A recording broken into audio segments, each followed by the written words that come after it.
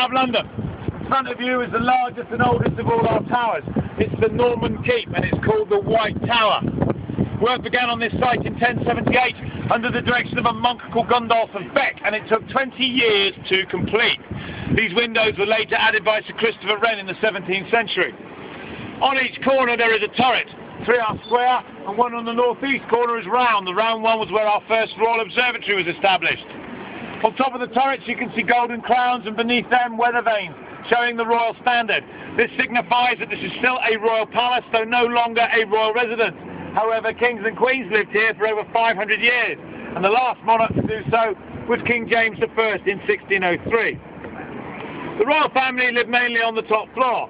On the floor below was a banqueting hall, a council chamber, accommodation for knights and their ladies, and the Chapel Royal of St. John the Evangelist, probably the best preserved Norman chapel in this country, where all our kings and queens have worshipped. The ground floor was mainly for the servants and the chefs, but there is another floor, below ground level, and there are no windows, so it's very dark, and being so close to the river, it's extremely damp. This makes it an ideal location to put a wine cellar. What's wrong with you lot? Yeah, you're quite right. We did used to put traitors, if you like, prisoners down there. But the first prisoner we ever held here was a French bishop called Flambard. Now, why anyone would think it's a good idea to lock a Frenchman in a wine cellar is beyond me. Strangely enough, he escaped. Yeah, it was a dark place, lit only by the candles of the torturers, and it was damp and evil-smelling, just like my son's bedroom. No cries of agony could have been heard outside those thick walls. Nowadays, it's a brightly lit gift shop. When you go down there and you see those prices, you too will scream.